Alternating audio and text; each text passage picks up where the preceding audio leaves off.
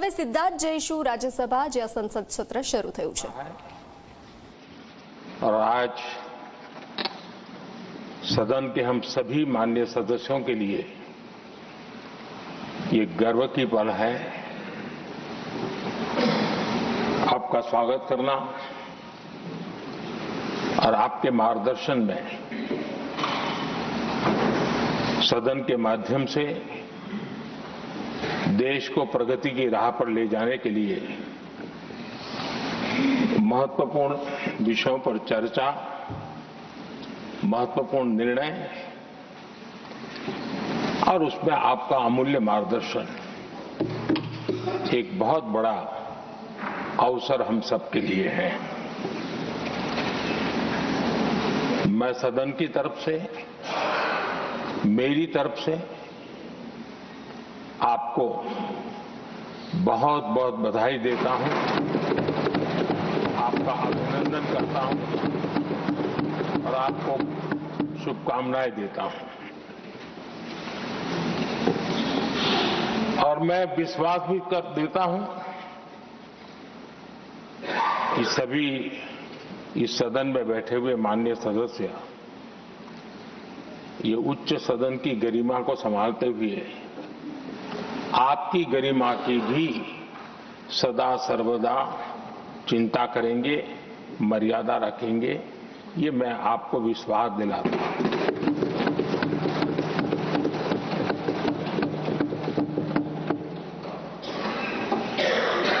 हमारे सभापति जी एक सामान्य परिवार से आ रहे हैं, किसान परिवार से निकले हैं और पूरा जीवन समाज सेवा के लिए समर्पित किया है। समाज सेवा ये उनकी निरंतरता रही है। राजनीतिक क्षेत्र उसका एक पहलू रहा है, लेकिन मुख्य धारा समाज सेवा की रही है। समाज के प्रति समर्पित होकर के जितना कुछ अपने युवा काल से लेकर अब तक वो करते आए हैं, करते रहे हैं, वो हम सभी समाज सेवा के प्रति रुचि रखने वाले लोगों के लिए एक प्रेरणा है, एक मार्गदर्शन है। सामान्य परिवार से, सामान्य समाज से, सामान्य राजनीतिक जहां अलग अलग करवट बदलती रही है, उसके बावजूद भी आपका यहां तक पहुंचना, हम सबका मार्गदर्शन प्राप्त होना, ये भारत के लोकतंत्र की सबसे बड़ी ताकत है।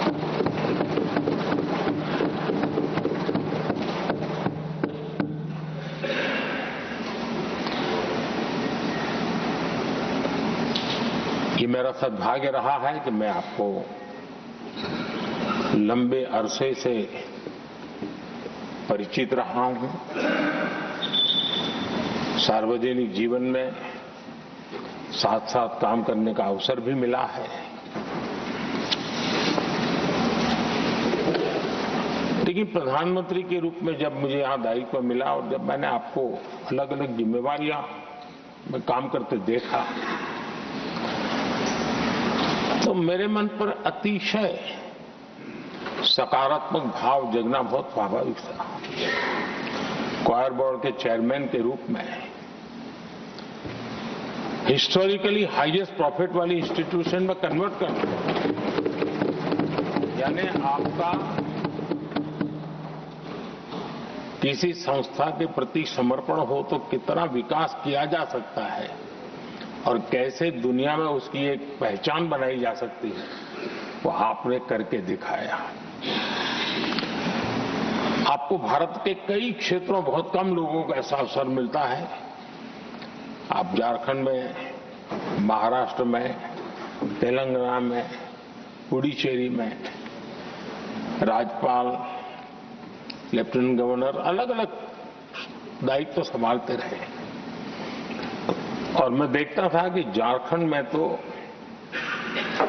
आदिजाति समाज के बीच जिस प्रकार से आपने अपना नाता बना दिया था, जिस प्रकार से आप छोटे छोटे गांव तक दौरा करते थे, वहां के मुख्यमंत्री बड़े गर्व के साथ इन बातों का जब भी मिलते थे जिक्र करते थे। और कभी कभी वहां के राजनेताओं के लिए भी चिंता होती थी कि हेलीकॉप्टर हो या न हो, इसकी कोई परवाह किए बिना जो गाड़ी है आप चलते रहते थे, रात को छोटे छोटे स्थान पर रुक जाना। ये जो आपने एक अपना सेवा भाव था, उसको राज्यपाल के पद पर रहते हुए भी जिस प्रकार से आपने उसको एक नई ऊंचाई दी, इससे हम भली भांति परिचित हैं। मैंने आपको एक कार्यकर्ता के रूप में देखा है, एक सहयोगी के रूप में हम साथ काम किए हैं, सांसद के रूप में देखा है, अलग अलग पदों पर देखते हुए आज यहां पर पहुंचे। लेकिन मैंने एक बात महसूस की है कि आमतौर पर सार्वजनिक जीवन में पद पर पहुंचने के बाद कभी लोग पद का भार अनुभव करते हैं और कभी कभी प्रोटोकॉल में दब जाते हैं। लेकिन मैंने देखा है कि आपको और प्रोटोकॉल का कोई नाता ही नहीं रहा है, आप प्रोटोकॉल के परे रहे। और मैं समझता हूं सार्वजनिक जीवन में प्रोटोकॉल से मुक्त जीवन की एक ताकत होती है और वो ताकत हम हमेशा आप में अनुभव करते रहे हैं और ये हमारे लिए गर्व का विषय है। आदरणीय सभापति जी, आपके व्यक्तित्व में सेवा, समर्पण, संयम, इन सभी बातों से हम भली भांति परिचित हैं। वैसे आपका जन्म तो डॉलर सिटी में हुआ और उसकी एक अपनी पहचान है, लेकिन उसके बावजूद भी आपने अपनी सेवा का क्षेत्र अंत्योदय को चुना। आपने हमेशा एक डॉलर सिटी के भी उस तबके की चिंता की जो दबे, कुचले और कुछ वंचित परिवार थे, उनकी चिंता की। आदरणीय सभापति जी, मैं उन दो घटनाओं का जरूर जिक्र करना चाहता हूं जिसको कभी मैंने आपसे, आपके परिवारजनों से भी सुना है और जिसने आपके जीवन पर बड़ा प्रभाव पैदा किया है। बाल्यकाल में अविनाशी मंदिर के तालाब में आपका डूबने की संभावनाओं के बीच की अवस्था आपके लिए हमेशा रहा है कि मैं तो डूब रहा था, किसने बचाया, कैसे बचाया पता नहीं, मैं बच गया। और उस ईश्वर ने कुछ आप पर कृपा की, इस प्रकार का भाव आपके परिवार के लोग हमेशा बताते हैं।